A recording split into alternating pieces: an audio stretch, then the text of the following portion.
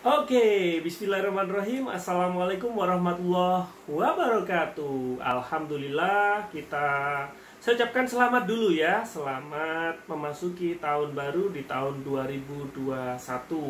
Dan spesial di tahun 2021 ini, di bulan Januari, di bulan pertama, ada konten yang saya agendakan untuk tayang setiap harinya, yaitu 21 tips marketing untuk tahun 2021. Kenapa 21 ya? Karena selesai tahunnya aja biar mudah diinget-inget gitu ya. Jadi 21 hari berturut-turut mulai dari tanggal 1 Januari ini sampai di tanggal 21 Januari tahun 2021.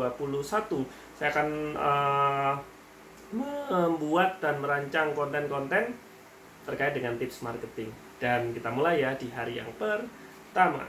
Di hari yang pertama ini, apa sih yang mau kita bahas? Saya jadi ingat ketika beberapa waktu yang lalu saya kontakkan dengan teman saya namanya Mas Ovan dari salah satu media yang ada di Kota Malang. Dan waktu itu Mas Ovan nanya, "Mas, kita lagi nulis atau nyari bahan untuk rubrik terkait dengan marketing in crisis.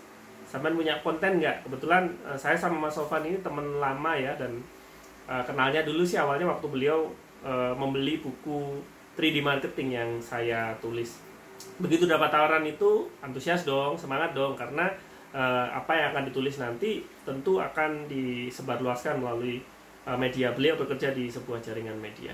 Maka saya menuliskan 3 hal yang menurut saya sederhana tapi relevan dengan situasi krisis yang sedang kita hadapi saat ini ya.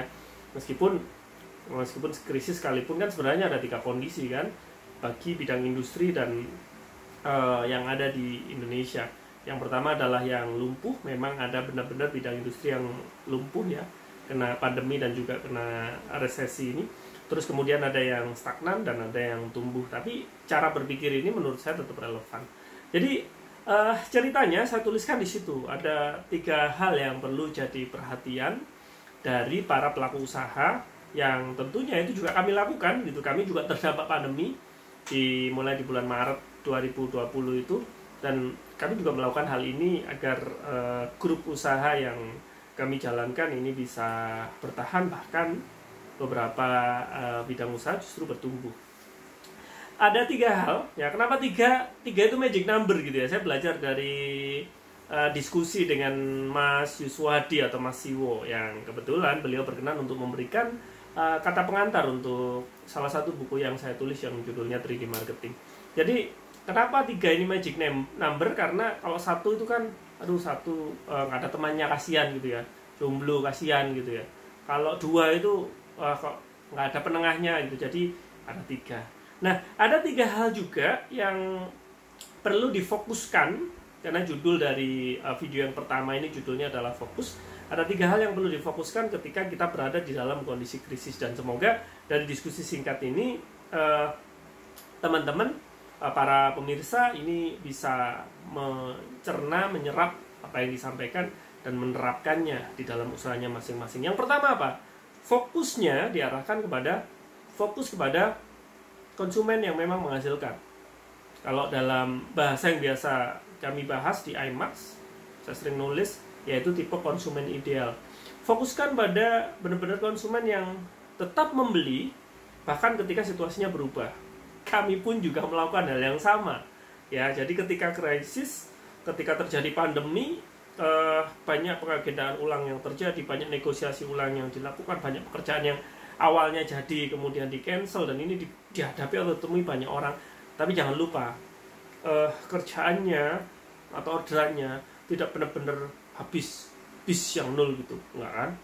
Masih tetap ada. Nah, ini memberikan kita petunjuk sebenarnya untuk kita memfokuskan pada siapa konsumen yang tetap memiliki kebutuhan, yang tetap memiliki daya beli, dan tetap memutuskan untuk belanja di kita. Ini adalah tipe konsumen ideal di era atau di situasi adaptasi kebiasaan baru ini. Jadi pastikan ini menjadi fokusnya kita, supaya kita nggak berhalusinasi gitu loh, supaya kita nggak bernostalgia pada konsumen-konsumen yang sebelumnya kita layani. Karena dalam kondisi ini akhirnya kemudian kan mereka dari ada jadi nggak ada gitu. Ya udah, fokuskan pada yang masih ada dan tetap ada ini, dan bagaimana itu dikembangkan berdasarkan data dari yang sudah ada.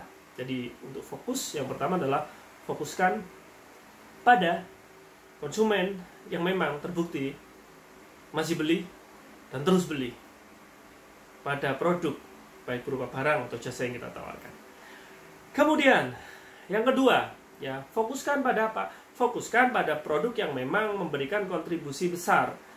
Hal ini terutama jika kita berbicara pada kita menawarkan sebuah produk, barang ataupun jasa yang variannya banyak, yang item-itemnya, yang variasinya ini beragam. Maka ini saatnya kemudian untuk memilih dan memilah produk-produk mana yang memang terbukti memberikan kontribusi besar terhadap perusahaan kita, bahkan ketika situasinya berubah atau berbeda seperti saat ini. Jadi apa produk yang mau difokuskan oleh teman-teman semua di tahun 2021 ini? Anda nggak harus jago di semua produk kan, tapi di 1, 2, 3 maksimal menurut saya produk-produk yang memang memberikan dampak dan kontribusi besar terhadap perusahaan kita. Karena bahasanya, kalau dalam bahasa Jawa ini ya, nanti saya berikan artinya, kita ini golek duit apa golek penggawean gitu. Atau kalau dalam bahasa Indonesia, kita ini nyari duit atau nyari kerjaan gitu. Karena dua-duanya bisa berbeda. Kerjaan belum tentu menghasilkan duit gitu. Tapi ketika kita nyarinya duit, ya fokuskan memang yang making money atau menghasilkan duit. Itu yang kedua. Kemudian yang ketiga adalah fokuskan pada channel yang memang terbukti, teruji, memberikan penjualan terhadap produk kita. Maksudnya apa? Channelnya kan bisa banyak sebelumnya.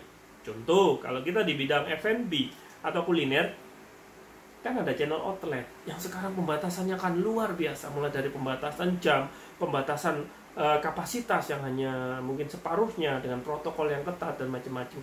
Artinya ada channel yang kemudian dibatasi. Tapi di sisi lain ada channel yang pada prinsipnya sebenarnya potensinya terbuka lebar. Arahnya kemana sih? Ya kita mau nggak mau, suka nggak suka, dipaksa untuk hal-hal yang sifatnya mendorong, mengirim, mendekatkan produk atau layanan kita kepada konsumennya. Saya pun sama di bidang konsultansi. Kalau sebelumnya kita mesti ketemuan, bikin event dan macam-macam, ya sekarang semua mulai digeser dan perlu untuk beradaptasi di sana. Pendampingan secara online, konsultasi secara online. Ya mau nggak mau, suka nggak suka, karena offline pun selain ribet sekarang ongkosnya juga jadi tinggi. Jadi kalau saya wrap up, saya bungkus, saya simpulkan yang kita bahas di tips yang pertama terkait dengan fokus ini adalah fokuskan pada 3 elemen ini. Yang pertama, fokus pada konsumen yang memang benar-benar beli, supaya kita nggak salah jurus, supaya kita nggak salah rumus. Yang kedua adalah fokuskan pada produk yang memang memberikan kontribusi besar jika produknya variannya banyak gitu. Jadi ini saatnya kayak bikin bonsai ya, memangkas ranting-ranting yang tidak perlu, supaya tidak menambah porsi atau dosis pekerjaan yang tidak diperlukan. Dan yang ketiga adalah fokus pada channel yang memang menghasilkan gitu. Jadi kalau memang hokinya geser ke marketplace, ya udah aja di marketplace. Hokinya main di layanan delivery, ya udah aja di delivery. Hokinya main di mitra penjualan, ya udah aja di mitra penjualan gitu ya. Sesuai dengan channel yang memang terbukti menghasilkan bagi perusahaan Anda.